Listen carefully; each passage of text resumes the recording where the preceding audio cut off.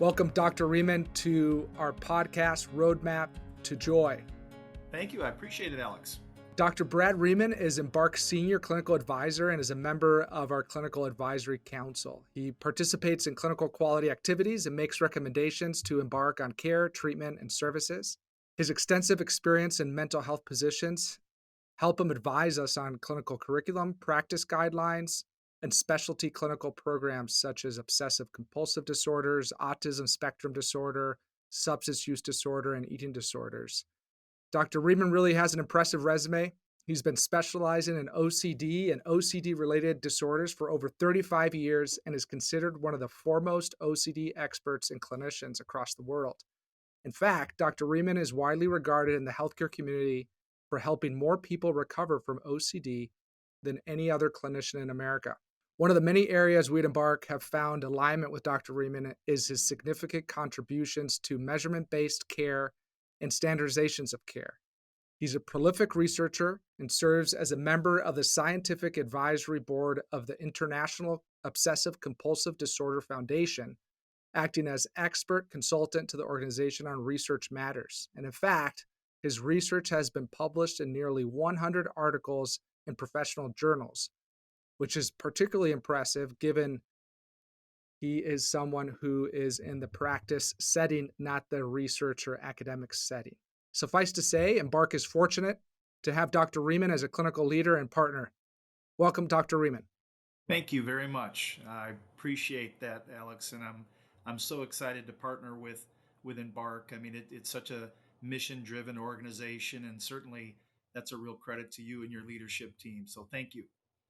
Thank you, Dr. Riemann. Well, there's so much we could talk about, but what I would love to do is to focus this conversation on teens and young adults with OCD and their family and parents that are looking for ways to support them.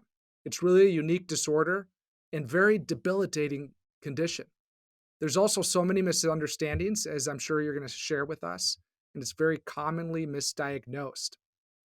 And often parents will do things, though well-intended, that can enable the disorder as well. So it's great to be able to spend time with you to hopefully provide some content for parents to help their children who may be struggling with this issue. So maybe first off, to lay the groundwork, how would you define OCD at a more high level? Yeah. So OCD is characterized by obsessions and compulsions, Alex.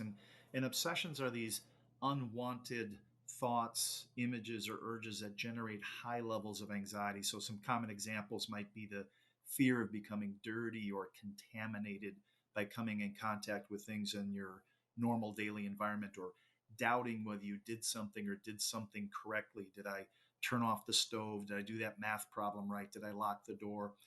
Uh, Compulsions, on the other hand, are some sort of repetitive act, and typically it is some sort of behavioral act that we can observe, something that someone feels compelled to do to try to neutralize that unwanted obsessional thought or to get rid of the anxiety that it causes. So this might be something like in response to, say, the fear of becoming dirty and contaminated, washing and cleaning over and over again. But compulsions can also be another thought. I mean, it can be something that we can't observe, something that someone does silently in their own mind, again, in an attempt to prevent something bad from happening or to get rid of that anxiety that is caused by that obsessional thought. So it's important to think about it as really a two-part problem: obsessions and compulsions.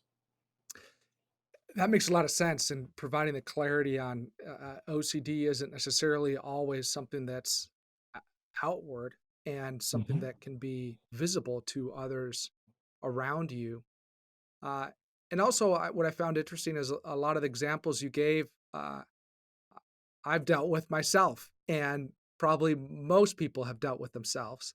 The question is, what are some of those common misconceptions with OCD and misdiagnoses where some people think they may have it or may think they don't have it? Is just because I have certain thoughts about something that may be stressing me out doesn't Mm-hmm. necessarily mean that I have diagnosable OCD. What have you seen in your work that are some of the most common misconceptions, and what leads to misdiagnoses, and how should people be Yeah. thinking about it in terms of when are those behaviors maybe something that more represents OCD than just typical thoughts and behaviors that people may have. Yeah, great questions. And there are some that really believe that OCD is a great, great exaggeration of the norm.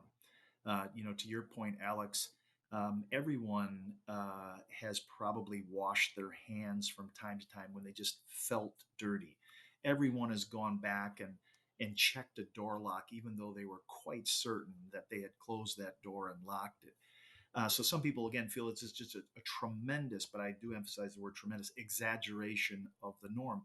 Point simply being is if we go back to our two-part definition, obsessions and compulsions. The obsessional part, Alex, seems to be universal. I mean, everyone gets unwanted thoughts from time to time.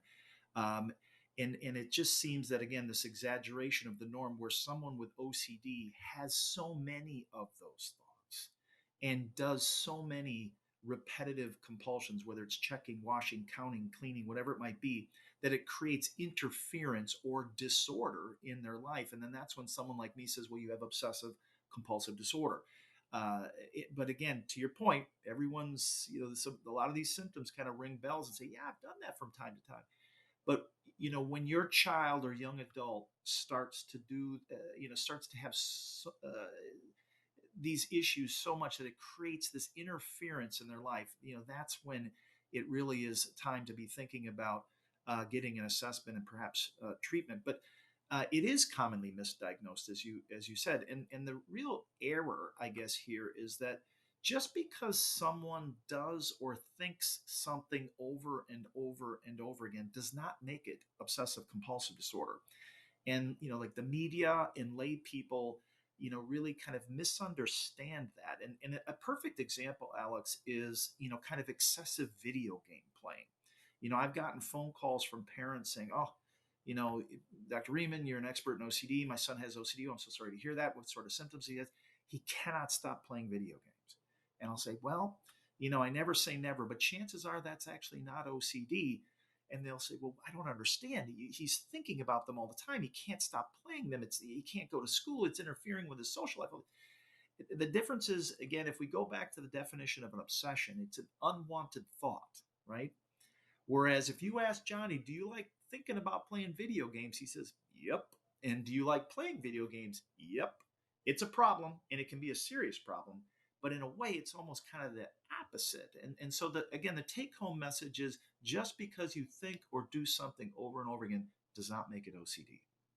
Great take home message. And how about on the flip side in terms of kind of undiagnosed Yeah. OCD? So some people may think they have it, but it's not really there. How about those that are struggling and kind of day to day and may not be aware how much it's getting in the way of their daily functioning, work, and relationships?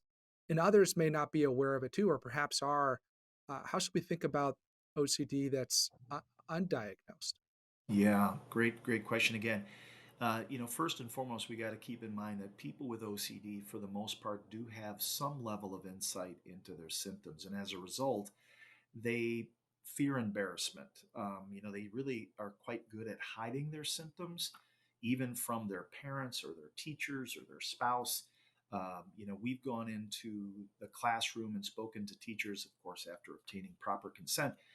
And the teacher will say, gosh, we had no idea, that Johnny had these problems. Because again, Johnny, he might be washing his hands like mad at home, but, he is not going to display these symptoms in front of his friends. And so he's kind of sweating bullets all day long at school because, again, just this fear of embarrassment. So you have this tendency for people with OCD to not discuss this stuff. They tend to hide it, they tend to keep it to themselves. Most people who come into an OCD treatment program, for example, will say, I've never met anyone else who had this problem. I've never been able to talk with someone else who has this problem. So there's this tremendous relief and kind of normalization, if you will, when patients do come in. But this is a problem that is common. It's also commonly misdiagnosed. And then there are many, many people who are suffering in silence because of, again, this fear of embarrassment and not wanting to discuss this with friends, family, whatever, even to the point of not wanting to discuss it with their mental health care provider. So they might have engaged in mental health care. I've gotten calls, hey, Dr. Riemann, yeah, this is Dr. Smith. I have this patient who has OCD. I've been seeing them for 3 years. They just told me last night they have OCD. Well, what were you treating them for? Depression. So they were even afraid to admit this type of issue even to their mental health care provider. Hmm. Hmm. And what kind of advice would you give, or what would you suggest for those friends or family members that that think that somebody may be struggling with OCD, but they're not Yeah. sure? Particularly, it's difficult somewhat because of not only a stigma, but also fairly common in our society for somebody to say, "Oh, I'm being a little OCD right now," or "Stop being so OCD," and we throw it around flippantly. Is how can we have a more serious conversation with somebody and get over that stigma to figure out if we should be trying to find more help for that family member or for that child? Yeah, yeah, and to your point, I mean, it has become a little bit of just a coined phrase that people kind of do throw out there, and it really, unfortunately, woefully underestimates the pain and suffering that people with OCD go through. At the top of this podcast, you had mentioned the how disabling it can be, and the World Health Organization, or WHO, has rated it as the 10th leading cause of disability in the world, Alex. And they're not just talking about behavioral health problems. They're actually talking about medical problems such as anemia and falls, all these things. OCD is the 10th leading cause of disability. So it's very disabling, very impairing, causes a lot of pain and suffering. And when a loved one starts to feel that maybe something's off, maybe they start to pick up on some of these symptoms. Again, keeping in mind it's a two-part problem: obsessions and compulsions. If you start picking that up, I think the best thing to do is to approach your loved one, have a conversation with them. Ask them if they're having issues. Hopefully, they would feel comfortable in confiding in their parent or sibling or whatever it might be.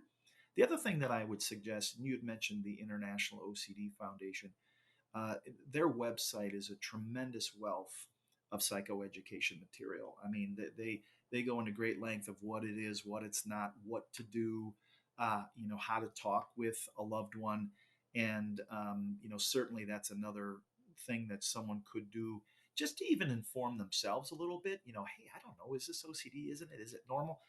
Going there and reading up a little bit on some of the resources they have can be very, very helpful. And then when talking with a family or friend, perhaps even suggesting that they go on the internet, and there are other organizations as well, but the IOCDF is really kind of that clearinghouse for information for patients and their families. Great, appreciate that. We'll put a link to that, those Yeah, resources, in yeah, the show notes. Um, could I ask you to maybe do a little bit of role playing, sure. and you can assume either I'm your child or a friend, and Okay. you observed pretty serious OCD behaviors, and you're not Yeah. sure if I have been diagnosed, and maybe I am seeing somebody, but you feel like I need to hear something from you for us to be able to start to have a more serious conversation. Would you mind doing that as a way? Think about Sure. parents and or a loved one or an older sibling, is they want to bring it up, but they're not sure exactly what words. How do I bring it up, and how do I start that conversation? How would you do that? Maybe if you Yeah. could do that with me right now. Sure. Sure. Sure. Sure. Yeah, and just to preface it, I mean, there's really no right or wrong way of going about doing this for the most part. I mean, and if someone goes about this in a compassionate and empathetic way, I think nothing but good things are going to happen. Now, maybe not immediately, but at some point, that conversation is going to register with someone, and they're going to realize that, hey, you're a trusted person who cares about me. But yeah, I think my suggestions more specifically, I would approach you, Alex, and just say, hey, look, I was noticing that you were kind of getting stuck over there and having trouble, with that door lock, or I noticed you were avoiding touching things at the dinner table and then had to go and wash a couple of times during the meals. And and I don't know what's going on, Alex. I'm just doing this because I care about you, and it just seems like you were really struggling. So, is something up? I mean, is there something going on? I'm a person you can trust. I'm a person you can confide in. I'm assuming I'm a lay person. I don't really know. Uh, you know, but I am aware of this condition known as obsessive compulsive disorder, and just the little bit I know of it, it seems like maybe some of these things are relevant for you. But again, please feel free to talk with me. Whatever you say, I'll keep to myself. I won't share with your parents, or unless you give me permission to do so. But I'm here for you.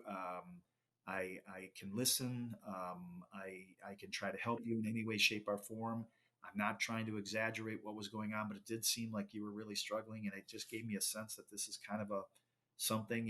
Your parents had told me that you were kind of struggling with a few things, and if nothing else, maybe you could talk to some friends or a school counselor. But I'm always here for you, and will help you in any way that I can. Great, great, nice work. I think it's part of it is, like you mentioned, is we can get in our own way when we feel like we're trying to accomplish something. Like I'm trying to Yeah, get you to do something, or versus just saying, I, "I'm here to talk. I see you. I accept you." That yeah, allows that person to feel more comfortable. And it may be that they don't want to talk to you about it, but yeah, that experience of acceptance will allow them to talk to the person they did want to, who yeah, wasn't able to tell them those words, but they feel like, I really want to yeah, tell this person. And because you helped me feel accepted in the situation, now I feel comfortable telling them. And so I think it's a great way to engage with a friend, or even a child in that way. Is yeah. just maybe it's one of many conversations. Maybe it's one and nothing comes up for a couple weeks, and then they say, "Hey, Dad, you remember you brought that up and you saw me during this break that I was doing this thing. Can we talk a little bit more about that?" And um, Exactly. Yeah, and you don't need to be a trained mental health care provider to reach out and to show somebody compassion and empathy, right? To your point too, it may not have that immediate impact. They might get defensive. They might, it might stress them out, but they're going to remember that you cared about them, right? mhm. And like you said, a week later, 2 weeks later, a month later, they may let their guard down and have a conversation with So tell me a little bit about the environment and maybe parenting. How much does the environment in parenting play, first of all, into the development of OCD in the first place? Or to what you. Yeah. extent are we born with it? And to what extent does that environment or parenting uh, make it better or make it worse? Yeah. Yeah, I mean, so Alex, I mean, we're all products of our past, right? And so, parents have a tremendous impact on who we are and who we're not, and so forth. But OCD, first and foremost, we don't know what causes OCD. We're just really learning more and more about it each year. The evidence that comes out of research every year is pointing more and more to a neurobiological abnormality that appears to be, at least in part, genetically influenced. So, when you're talking about parents and you're talking about genetics, obviously what that means is that, at least in part, this was passed on. OCD tends to run in families, right? It does not appear, though, to be really kind of parenting in and of itself. And so, for example, when you look at adoption studies, and so say you have someone who is adopted who there's positive biological family history of OCD, and they're adopted into a family that is OCD free, they are more likely to have OCD because of that biological influence. Vice versa is also true. If your biological parents were OCD free and you're adopted into a family that is positive for OCD, you're not going to develop OCD. You can't really make someone OCD. So it does seem to be neurobiologically abnormality that's influenced, at least in part, genetically. But again, we are all products of our past, and influenced in the environments that we are brought up in. But um, The biggest thing that seems to be involved with the parents, and you had mentioned this in some of your opening remarks, is this concept of what we call family accommodation. And you are absolutely right. It is always very, very well intended to begin with. None of us like to see our children or our loved ones in distress. OCD causes lots of distress. And so parents try to kind of run to the rescue of their children. So they start opening doors for their kids so that they don't have to touch a door handle that appears to be contaminated. They start trying to help them in other ways. And initially, it does allow Johnny to kind of sidestep their OCD and get on with whatever it is that they're trying to do, get to their little league game on time type of thing. But what it ultimately does, though, is kind of fan the flame of OCD, and it actually literally makes the severity of the OCD worse and reduces the response to treatment unless addressed. And so that is one way that unfortunately families can kind of make the situation more difficult. But again, it's natural. I'm not saying I wouldn't do it myself, right? Or you. We care about our kids. We love our kids. We don't want to see them in distress.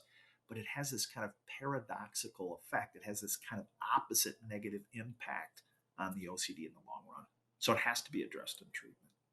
Yeah, that I think that's a great point of just well intended, and it's even when you have a child, for example, that struggles in social situations, you almost want to go and talk to them or pull Mm-hmm. them aside because you Yep. don't like to see them feel uncomfortable. Yeah. Um, so, what would you say if, as a family member, as a parent, if in that case where we got to get to the baseball game or we got to get to school on time, we're going to be late Yep. again, instead of accommodating, what should I Yeah. do instead? Yeah, great question. And it's not an easily answered one. I'll just say that right from the get-go. But you know, uh, in the context of treatment, right? And so we've been talking about, OCD being a two-part problem: obsessions and compulsions, and the treatment of choice, or the gold standard of treatment, is something called exposure and response prevention. So it's a two-part problem with a two-part solution. So the exposure is geared toward the obsessions. The response prevention, or some people refer to it as ritual prevention, is targeting the compulsion. So again, two-part problem, two-part solution. If a family is engaged in that type of treatment, then their clinician, their provider, will be instructing them in kind of a series of steps to address and reduce accommodation. It's tricky, Alex, if you try to do this without being in that context of treatment. And let me tell you why. If that child is going to become quite dependent on that accommodation. And if parents were to just say, okay, look, I listened to this podcast, this Riemann guy said accommodation's bad. Starting tomorrow, we're just not doing it anymore, right? That's not going to go so well. I mean, it could cause World War III in the house. It could cause a tremendous rush of distress for that young one because, again, they've become dependent on it. So it's something that, I think families need to note has to be addressed. I would encourage them to reach out to a provider to try to get some assistance on kind of the stepwise approach to reducing and ultimately eliminating that. But just pulling the rug out from under them probably is not going to go so well. Yeah, great advice. How earlier you had mentioned about that colleague of yours that had been treating a client for 3 years and found out that they had OCD. How common are co-occurring disorders like Yeah, depression with OCD, and how should a parent think about treating these co-occurring issues? yeah, Should one be more important than the other? Should both be handled at the yeah, same time? Should I be going to find an OCD expert, or should I find a depression expert? yeah, Sometimes they're the same. A lot of times they're yeah, not. Or maybe there's yeah, other anxiety issues, or there yeah. could be substance use issues, or eating disordered eating issues. Is how often do you find co-occurring disorders, and how should parents think about seeking help for their child? Yeah, great question. So comorbidity is the rule when it comes to OCD, but keep in mind, behavioral health issues do kind of cluster. So I mean, it's not just an OCD issue. It's pretty common for someone who has issues in one area of their life to potentially have it in another. But pertaining to OCD, comorbidity is the rule, meaning most studies find that children with OCD have about 60% of kids with OCD will have at least one additional diagnosis. The really common comorbidities in kids: ADHD, tic disorders, depression, as you mentioned, other anxiety disorders. So it is pretty common. And some of these things, like the depression, Alex, seems to be kind of secondary to OCD. In other words, as you learn more about OCD, it's not really a question as to why is somebody sad and feeling hopeless and helpless. It's a bad thing to have, right? And so I think quite naturally it starts to pull people's mood down. So depression, for example, is commonly secondary to the OCD. And what I mean by that is if you get into good treatment, if you in treatment for OCD is really kind of you want high quality exposure and response prevention, but you also need the right dose of it. And I'll get back to that in a moment. But if you're getting high quality treatment for their OCD and their OCD symptoms go down, the depression tends to go along with it more often than not. I mean, they're depressed because they're anxious, right? And so the good news is there is you can kind of get a little two for one. But some of these other things that you brought up are freestanding problems, and at times there may be some treatment overlap. A clinician treating your OCD could maybe just pivot the treatment plan slightly to be able to address some of these other conditions. And then some of them may need some expertise that your OCD provider might not have. And so then there may need to be a referral elsewhere, and the order of that treatment also depends. I mean, again, if it's a primary OCD, that really means that it is the number one problem causing interference in your child's life. Then that should be the priority, and these other things can wait. Now, it also depends. Get back to the dose for a moment. We talk about dose of treatment all the time when we think about medication. 20 milligrams of this versus 40 milligrams of this. Dose rarely comes up, Alex, when we're talking about psychosocial treatments. But there is truly a dosage effect for many behavioral health and addiction problems, but OCD for sure. And what I mean by that is, the more complex, the more complicated the OCD, and that is within OCD, also with comorbidity, right? I mean, do they have other things going on, which we said is already the rule. It's how much good ERP, how much high quality treatment do you need to get better? And there is this dosage effect. And many people, because of that level of disability, remember it's the 10th leading cause of disability in the world, may need more than high quality 1 or 2 hours a week. So they may need intensive outpatient, which might be 2, 3 hours a day, 3 to 5 times a week. They may need a day treatment program. They may need residential care and that 24-hour support. Now, thankfully, that is a small minority of these patients, but it is enough that obviously there are specialty OCD residential programs that, in that case, they have enough time with this youngster to not only address the severe OCD but these other comorbid problems as well. Yeah.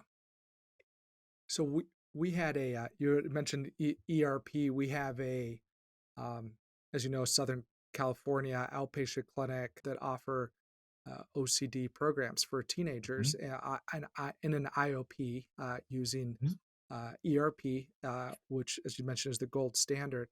And we also offer a virtual IOP OCD program, also using ERP as the gold standard. We once had a child who lived nearby one of our brick and mortar outpatient clinics and had enrolled in the OCD program, but could never get there. They just weren't able to leave the house. And so there was part of it in terms of there was this initial, and it didn't mean that that first step we couldn't even accomplish. So fortunately, we were able to enroll in the virtual program as a first step with the main goal of helping this young boy, teen boy, be able to leave the home, first of Yeah. all. to be able to Yep. transition, to be, Yep. since it was near his home and accessible, to be there in Yep. person and continue that treatment. Um, we know that you recently co-authored an article on the benefits of telehealth for pediatric OCD. Would love if you could share a little bit Sure. what you found in that study. Yeah, yeah, no, that's it's interesting, and you brought up a perfect example. I mean, sometimes, whether it's a child or an adult, I mean, they're debilitated enough by this condition and their anxiety that they're really not able to access care outside of their home. COVID obviously changed everything, and all of the programs that I had been associated with over the years were always in person treatment, but we had to pivot very, very quickly, right? And within 7 days, we transitioned, uh, you know, literally over 1,000 patients that were receiving intensive treatment in IOP, PHP to telehealth because of the pandemic, obviously. And we began to collect data immediately because we wanted to make sure that this treatment was still effective. This study that you mentioned that we published really supports that. So, to make a long story short, now again, this is primary OCD in kids, and they're receiving 3 hours a day of treatment a day, or 6 hours a day of treatment in the day treatment or partial hospital programs. The outcomes were basically identical. This treatment, when done in a high quality, structured, kind of protocolized or manualized fashion, produced equal outcomes in these patients. The only difference is we needed 2 days longer for the telehealth IOP to get the same benefit, which was kind of an interesting little thing. It's not insignificant. I mean, especially if you're a payer. I mean, 2 extra days, that there's a cost to that.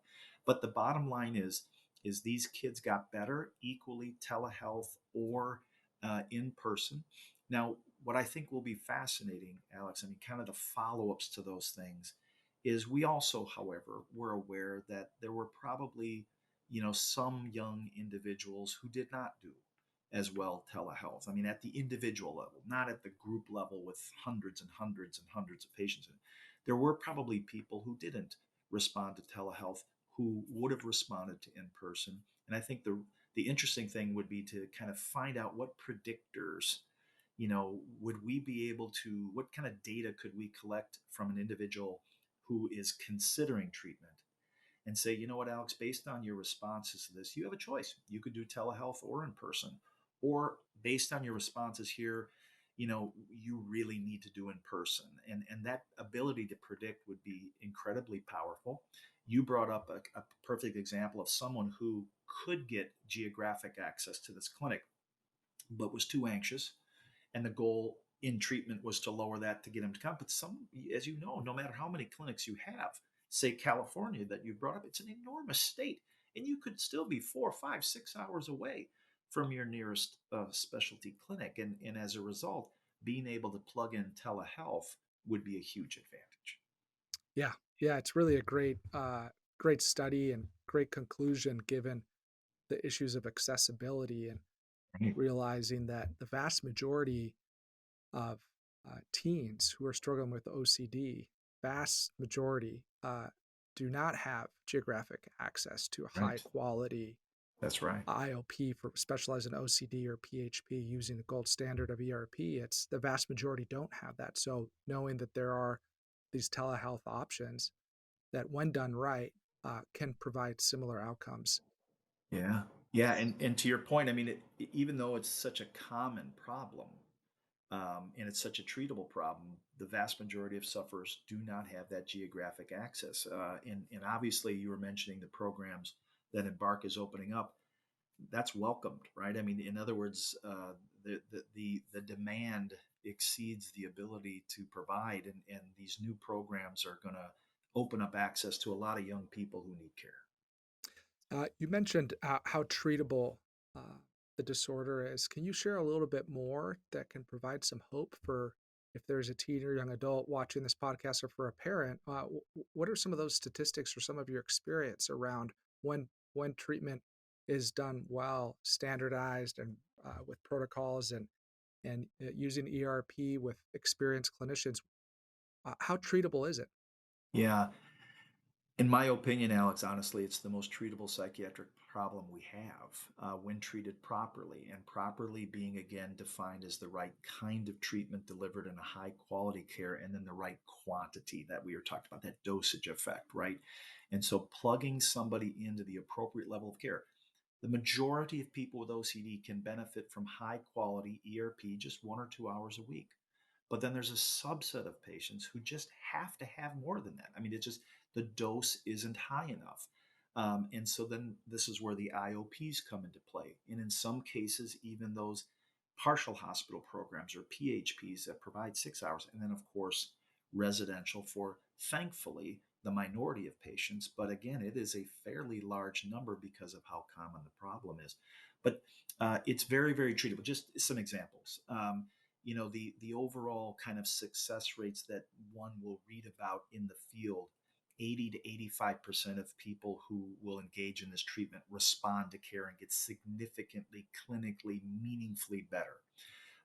In my world, 90% of our IOP patients responded, 81% of our residential patients responded. And that's interesting because these residential patients were considered treatment refractory.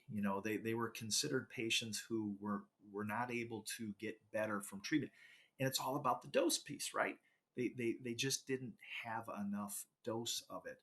And once given that proper dosage, they got better.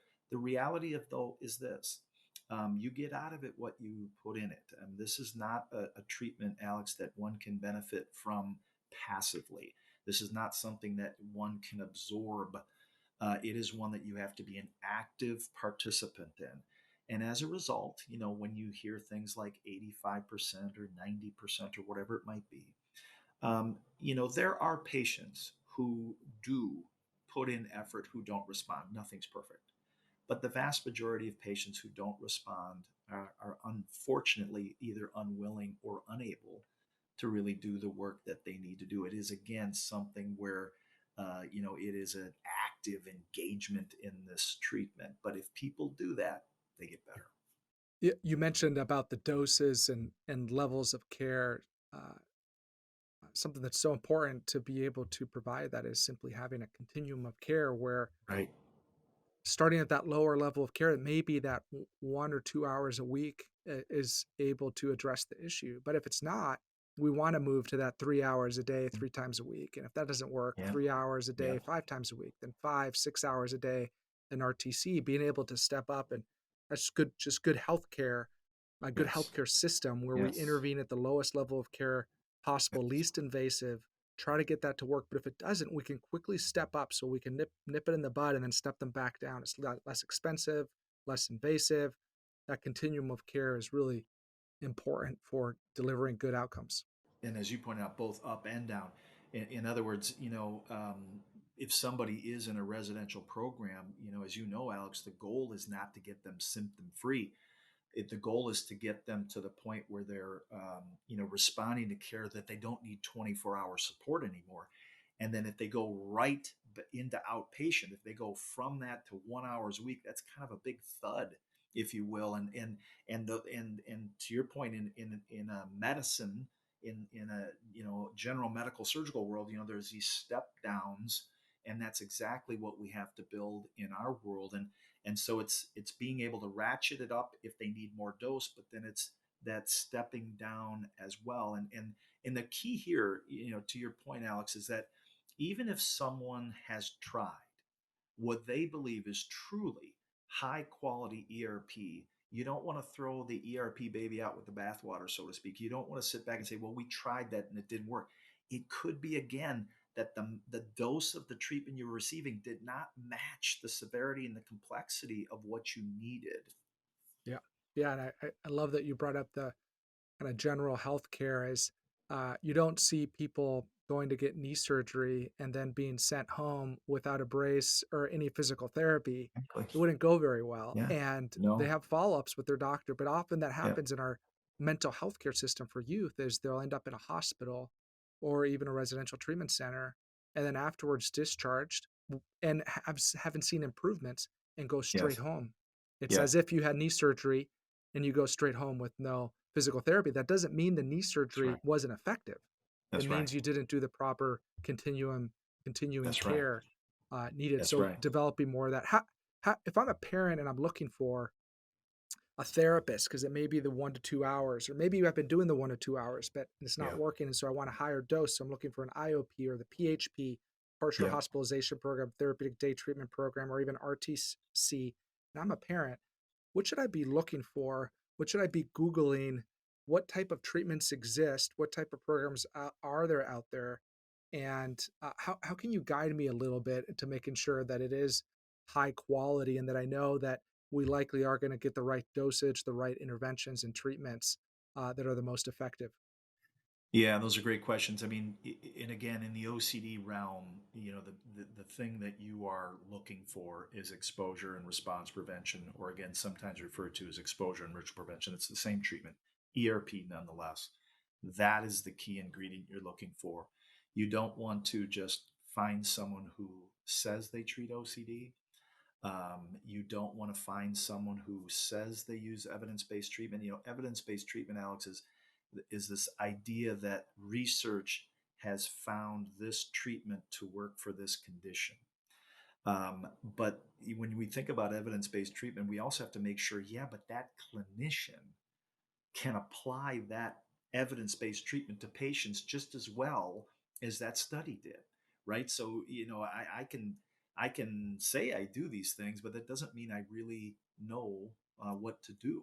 And so you got to do your homework. Most people spend more time picking out the person who's going to tile their bathroom than they do their mental health care provider, unfortunately, right, Alex? And so you got to do your homework. You have to do your due diligence, and you want to make sure that they do this. You want to ask them, how many patients with OCD have you treated? How many have you treated successfully?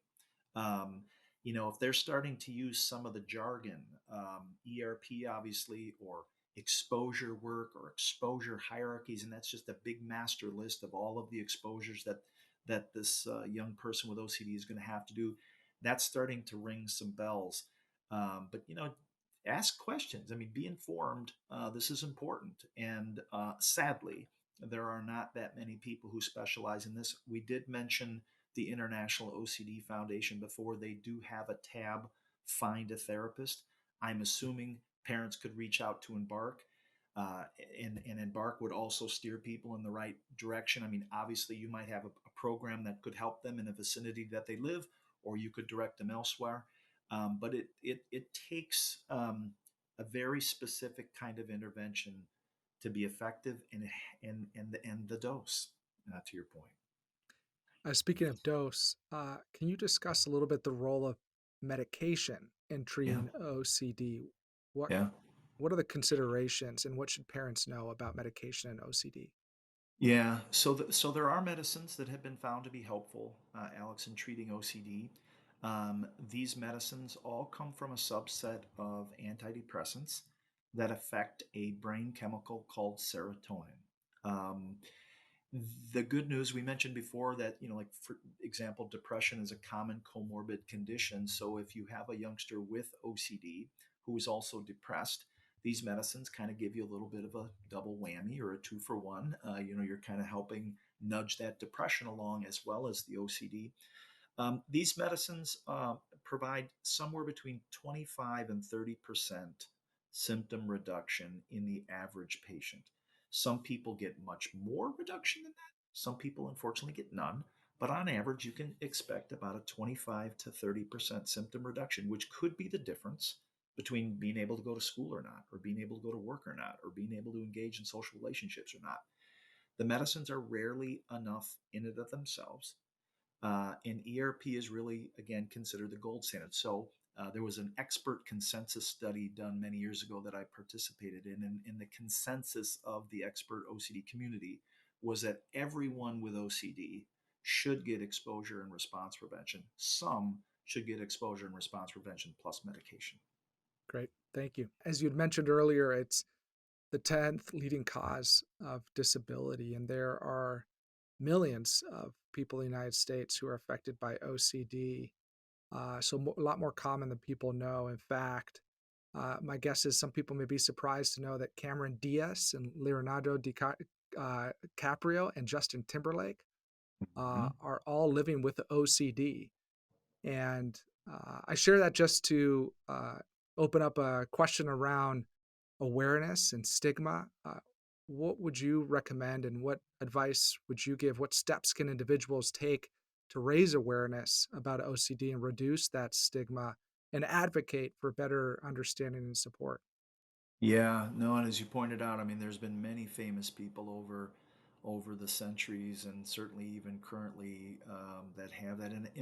And I do think, Alex, that that does help, and especially young people. I mean, if you look up to athletes or movie stars or musicians, and it does normalize things. And I think to fight stigma, that is what you have to have is normalization. You're not crazy. You're not weird. You have a medical condition, right? And we unfortunately separate out mind from body. This is a medical condition. As I said, every year we get more and more evidence that it is truly a neurobiological issue, a medical issue. I think that that's the key. I mean, it just realize that there are many people out there with this condition, some famous, most not, but many people with this condition. And then I think just the hope of treatment. I mean, I think, knowing that there is effective care out there and that there is hope and there is help also, dramatically reduces all that fear and stigma as well. I love the overarching message of hope, particularly the evidence that this is one of the most treatable of behavioral health conditions. Uh, what else would you leave parents and others and the family or community or friends who have a loved one who's struggling with OCD? Any parting thoughts or comments you'd want to share with them? Yeah, it is common. It is very debilitating, unfortunately, and it rarely goes away on its own, Alex. Again, I never say never, but it really doesn't. It's going to take intervention, medication, ERP, or a combination of the two. And if anything, it tends to continue to kind of exacerbate over time, right? So in youth, it tends to kind of continue to escalate.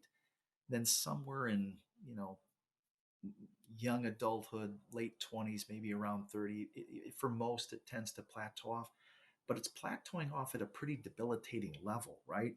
And so, it is common, it's debilitating, it's not going to go away on its own, and there are resources to help. And you're just going to have to, again, kind of roll up your sleeves and find the right provider. The good news is there are more and more trained providers every year. There are more and more intensive programs every year, still not nearly enough.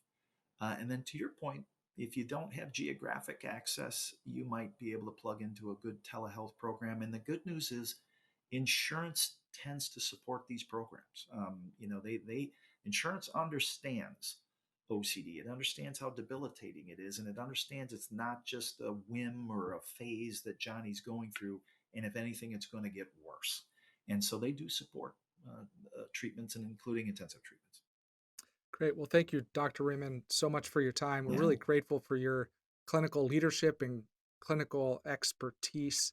And we love that we're partnered together and working together now as you're part of yeah. Embark team on developing more comprehensive and even higher quality and more accessible treatment interventions and programs. And thank you again for your time today. We appreciate it. Thank you. Thank you all for listening to today's podcast. It was great to have Dr. Riemann on to talk about OCD. We appreciate you following, liking, and sharing this episode. You can go to where you can find all podcasts or our YouTube channel to follow. And we look forward to seeing you on the next one.